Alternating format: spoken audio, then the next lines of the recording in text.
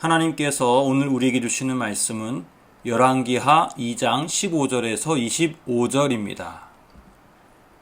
이전 교회에서 있었던 일입니다.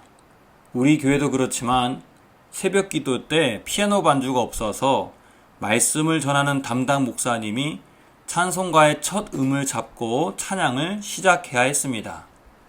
그런데 이 목사님이 착각을 했는지 전혀 다른 음으로 찬양을 부르기 시작했습니다. 새벽 기도에 나온 성도들은 정확히 두 쪽으로 갈리게 되었지요. 한쪽은 목사님의 틀린 음을 따라 찬송가를 불렀고 또 다른 한쪽은 원래에 맞는 찬송가 음으로 불렀습니다. 찬양이 뒤죽박죽이 되었습니다. 여러분이 만약 그 자리에 있었다면 어떻게 하시겠습니까? 목사님을 따라 틀린 음을 따라 부르시겠습니까? 아니면 본디 찬송가의 음으로 정확히 부르시겠습니까? 오늘 본문은 엘리야가 하늘로 승천한 이후 그의 후계자인 엘리사에게 일어난 세 가지 사건이 나옵니다. 첫 번째는 15절에서 18절로 엘리야에게 훈련받았던 제자들과 엘리사가 의견 충돌이 일어나는 내용입니다. 그들 목전에서 엘리야 선지자가 불수레를 타고 하늘로 올라갔는데 그의 제자들은 혹시 여호와의 성령이 그의 스승을 어느 산이나 골짜기에 던졌을지 모르니 찾으러 가자고 합니다. 이 엘리사는 그럴 필요가 없다고 분명하게 반대 의사를 표현하지요. 그럼에도 제자들은 자신들의 의견을 꺾지 않습니다. 17절 상반절을 보면 이렇게 나옵니다. 무리가 그로 부끄러워하도록 강청하매. 공동번역 성경은 이 부분을 이렇게 번역합니다. 그들이 계속 졸라대는 바람에 얼굴을 붉히며 허락하였다. 사소한 일이지만 엘리사와 다른 제자들의 의견 대립에서 결국 엘리사가 그들의 의견을 수용하며 일단락됩니다. 결과적으로 사흘 동안 엘리야를 찾았지만 엘리사의 말대로 그것은 헛수고로 돌아갔습니다. 두 번째 내용은 19절에서 22절로 엘리사의 첫 번째 기적사건을 말씀합니다.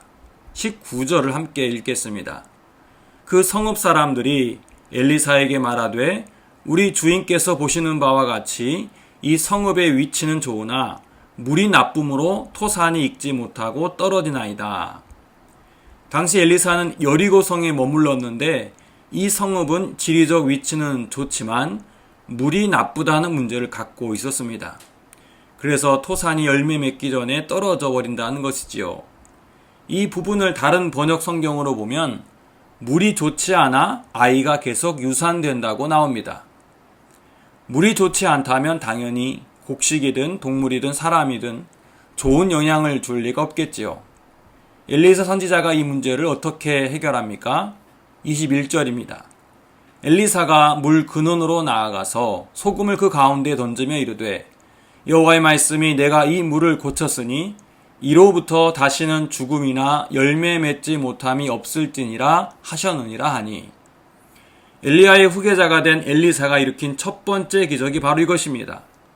좋지 않은 물, 아이들을 유산시키고 사람들을 죽음으로 몰아가는 물을 생명의 물로 바꾸는 기적이었습니다.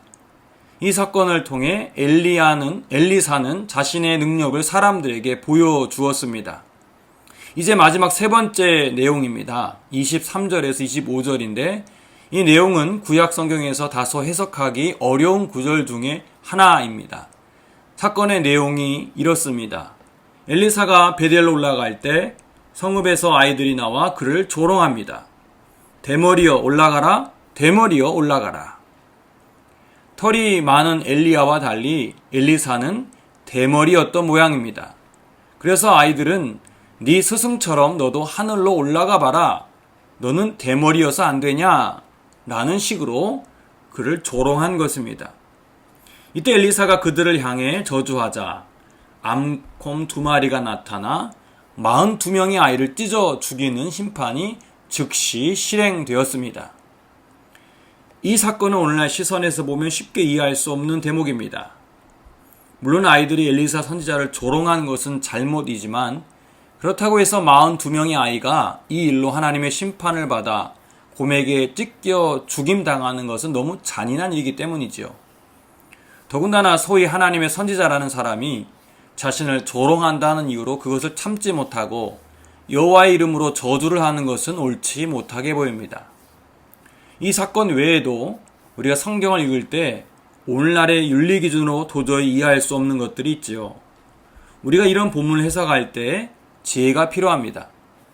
먼저 이 사건만 딱 떼어서 생각하지 말고 전체적인 맥락을 봐야 합니다. 왜 뜬금없이 아이들이 나와서 엘리사를 조롱하는지, 이 사건이 전체 이야기에서 어떤 의미가 있는지 전후 맥락을 살피며 성경을 해석해야 합니다. 이 관점에서 오늘 세 가지 사건을 연이어서 보면 공통된 주제 하나가 보입니다. 그게 뭘까요? 바로 권위입니다. 첫 번째 사건에서 엘리사가 엘리야를 이어 후계자가 되었을 때 제자들이 그의 권위를 인정한 것처럼 보였지만 사실상 그렇지 않았습니다. 그들은 엘리사의 권위에 도전을 하고 있었습니다. 두 번째 사건은 엘리사가 소금으로 좋지 못한 물을 바꾸는 기적을 통해 자신의 권위를 나타냈지요. 세 번째는 또다시 아이들이 엘리사의 외모를 비하하며 그의 권위를 인정하지 않을 때 심판을 받는 사건입니다. 이 세 사건은 전혀 다른 내용처럼 보이지만 샌드위치 구조로 이루어져 있습니다. 엘리사의 첫 번째 기적 사건을 중심으로 제자들의 권위 도전과 아이들의 조롱으로 구성되어 있습니다. 따라서 이 이야기만 따로 떼어 해석하기보다 세 이야기를 연결지어 종합적으로 바라봐야 한다는 것입니다. 여기서 우리는 두 가지 메시지를 발견합니다. 첫째, 공동체에 세워진 리더의 권위를 존중하고 인정해야 합니다. 하나님은 질서의 하나님이지 무질서의 하나님이 아닙니다. 엘리야를 따른 제자들이 볼 때 후계자로 세워진 엘리사가 스승에 비하면 왠지 어설퍼 보이고 미숙해 보였을 것입니다. 하지만 처음부터 완벽한 리더는 없습니다. 리더가 나보다 모든 면에서 더 나아야 한다는 생각을 버려야 합니다. 하나님으로부터 세워진 지도자라면, 그리고 교회 공동체의 합법적인 절차에 의해 세워진 리더라면 그 권위를 인정해야 합니다. 두 번째, 리더는 자신의 능력을 보여줘야 합니다. 그 능력은 놀라운 기적을 일으키는 것이 아닙니다. 공동체의 새로운 생명력, 활력을 불어넣는 것으로 증명되는 것이지요. 엘리사는 토사물의 열매를 떨어뜨리고 생명을 유산시키는 죽음의 물을 생명의 물로 바꾸는 것으로 리더의 능력을 보여주었습니다. 처음에 말씀드린 찬송가 음을 틀린 목사님 얘기를 하며 오늘 말씀을 마치겠습니다.